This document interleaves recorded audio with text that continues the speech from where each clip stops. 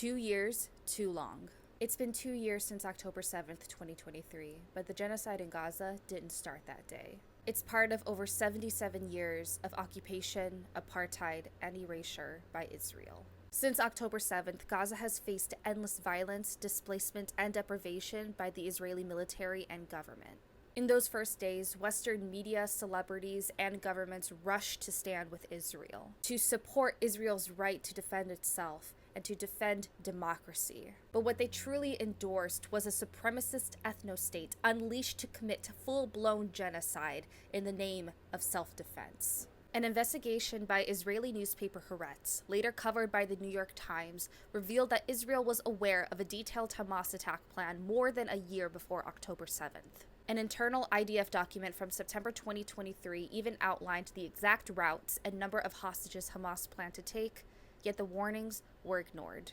And despite objections from within the military, the Nova Music Festival was approved as safe and moved to its final site just 48 hours before the attack, only 3.3 miles or 5.3 kilometers from the Gaza border. That border confined 2.2 million Palestinians in what human rights organizations have long described as an open-air prison, many of whom had been displaced in the 1948 Nakba, and where Israel controls all movement, food, water, and electricity.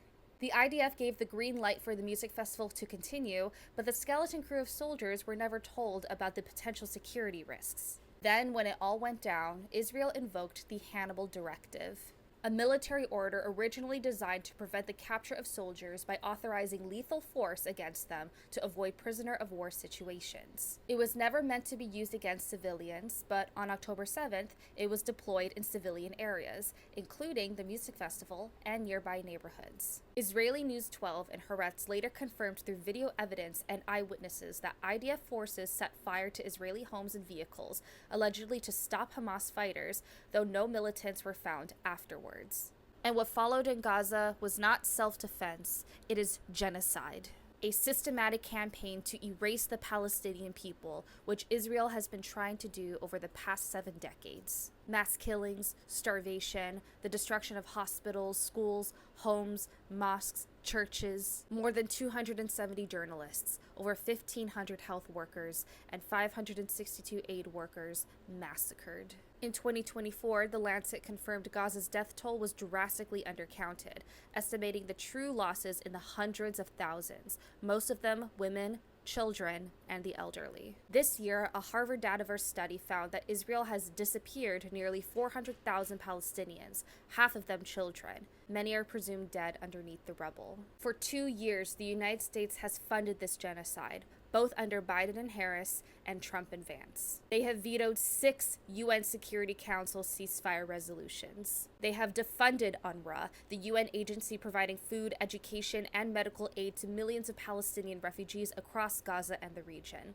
and are continuing their campaign to criminalize dissent and protest across the nation. Yet, even as the American bombs keep falling and every ceasefire deal is violated by Israel, the world is not looking away. People everywhere are bearing witness to these crimes against humanity. From college students occupying campuses, to workers organizing boycotts, to everyday people canceling their subscriptions and choosing to buy their coffee elsewhere, to communities donating to mutual aid and amplifying Palestinian voices, the movement for liberation is growing. And so we must stay steadfast as the Palestinian people who have been enduring their occupation and oppression for over 7 decades. Their strength is our call to action, and so we must continue to speak out, to boycott, to protest, to march, and to amplify. Visit the Operation Olive Branch spreadsheet in the link tree in our bio to find verified Palestinian family fundraisers and mutual aid projects. Donate if you can, share their stories, amplify their voices.